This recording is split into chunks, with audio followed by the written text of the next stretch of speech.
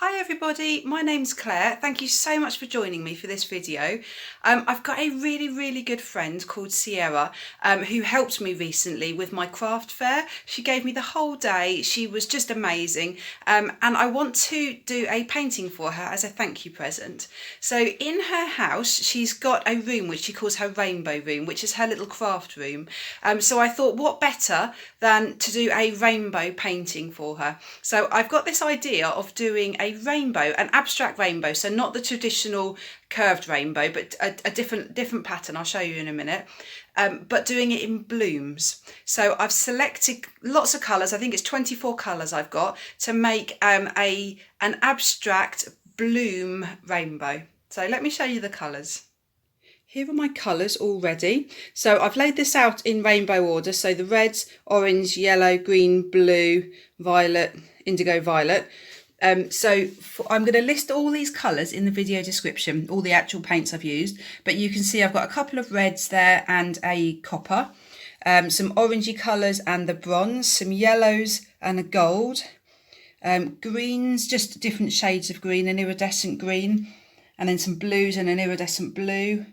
Yep, some purples and some pinks.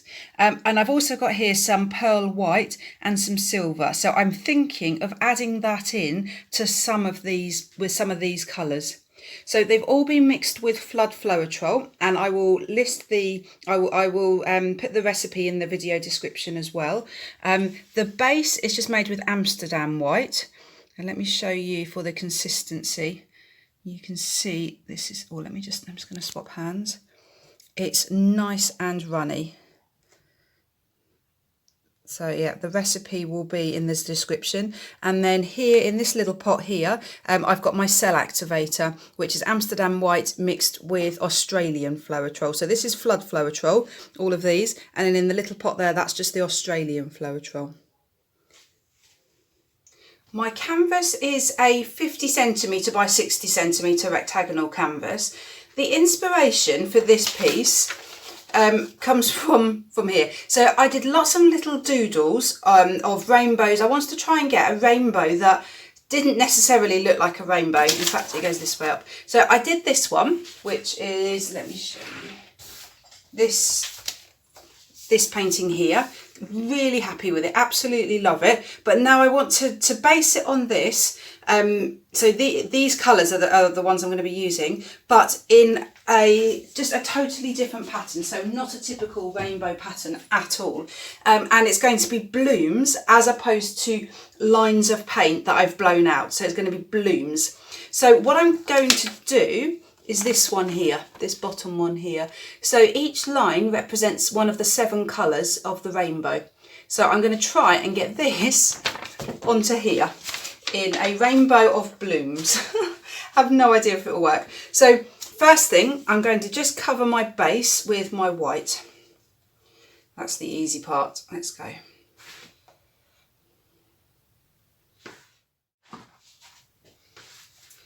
I'm going to start with the very middle swirl. I've just ripped the paper up. So I'm going to start with this swirl that comes up and round here. So that's the middle one, so that will be green. Red, orange, yellow, yeah, green. So it's going to start, I think, here. I'm going to come up into a swirl. I just wanted some swirls because I just don't want straight lines. I wanted it to look a bit more abstract. Right, blooms. So let me just think. I think I'm going to start about here. Right. And it's going to come up to about here. I'm going to try and spread these blooms out a little bit more than normal as well, because I make them so crowded, and I like that, but actually these are quite close already. I just thought, wouldn't it actually be nice to be able to blow the blooms out where they don't actually hit each other, so you get the full bloom.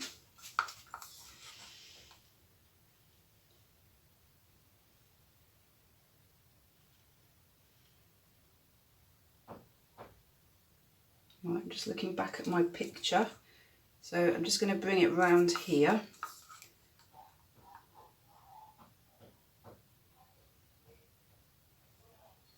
Right. Okay, I can work with that. So that was the dark green, that was the phthalo green. Then I think I'm going to go with the Amsterdam greenish yellow. So I'm just making lots of little puddles. Ooh.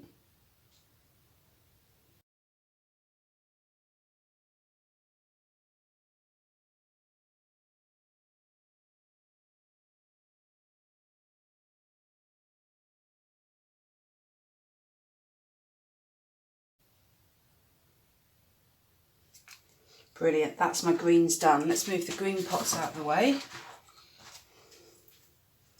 Right, so going back to my picture, so I now want the blues. The blues, I'm going to do a line that comes up here and comes round. So let's start with, quite like just starting with the darkest colour, so which is the Phthalocyanine blue. In fact, let's start with the one that's going to go here.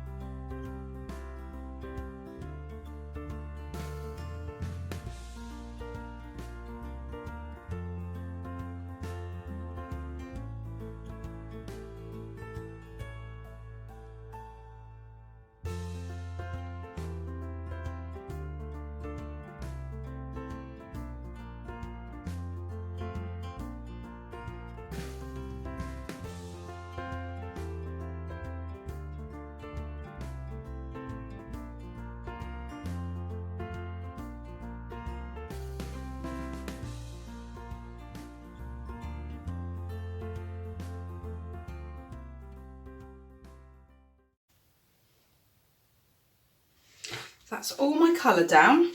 It's really interesting because some of the spots and puddles have stayed nice and small. The blues have expanded massively, and I think that's just because that dark blue must just be a little bit more watery. It kind of spread and diluted into the white. It doesn't matter at all because I'm obviously about to blow these out. So it doesn't matter. So what I will do next is now put some cell activator into the centre of each one, and then blow on it. I'm just going to try and change my camera angle because I'm always aware that my head is always in the way and you can't see what I'm doing. So I'm just going to change the camera. Right, it's now at a very bizarre angle on my painting, but I'm just going to try it and see if this works. I'm just going to put some cell activator on and then blow a few out. I'm hoping that you can see what I'm going to do. So let's just start with this one. So just a little puddle of cell activator in the centre, and then I'm going to blow it in different directions.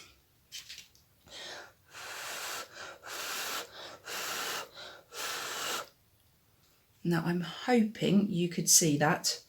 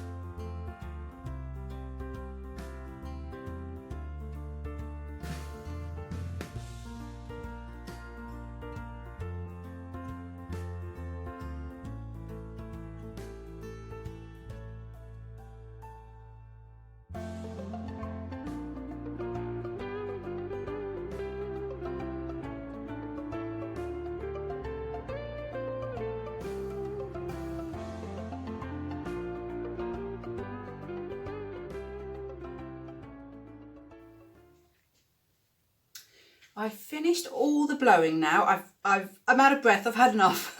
I'm loving some of the effects. The cells in some of these blooms are so pretty. Right, now I'm going to use a little plastic stick just to do a little bit of dragging of the white through the blooms, just to make them look a little bit more bloom-like. If I just drag some of the white, I need a cloth actually, like this, just through, it just creates the impression of petals.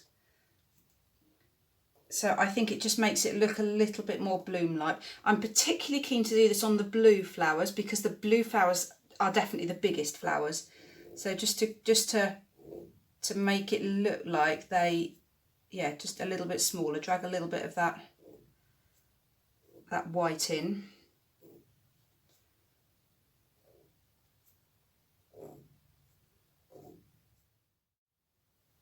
So here it is, I finally finished.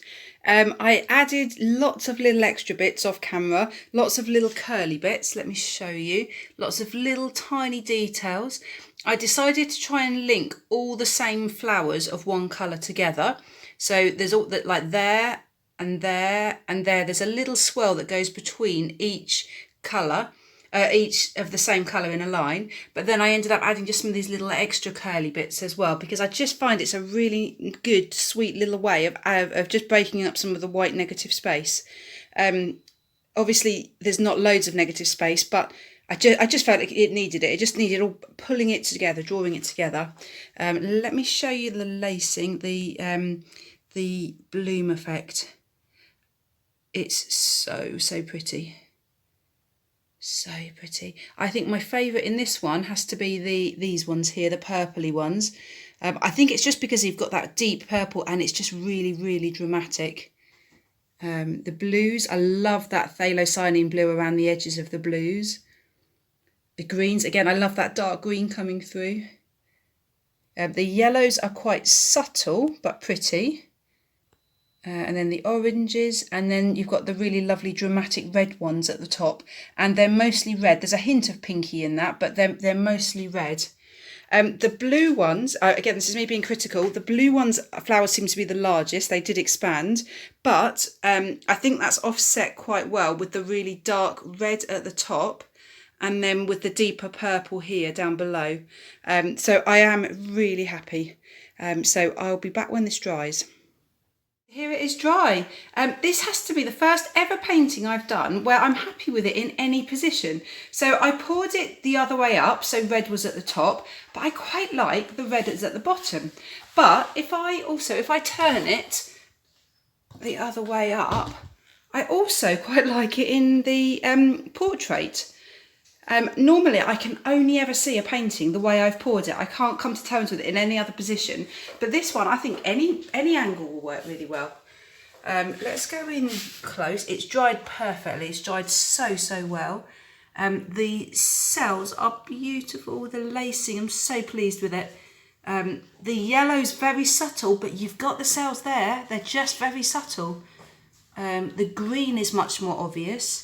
As is the, well, maybe not with the blue actually, it's a bit lighter, less cells, but then the purple is really dramatic.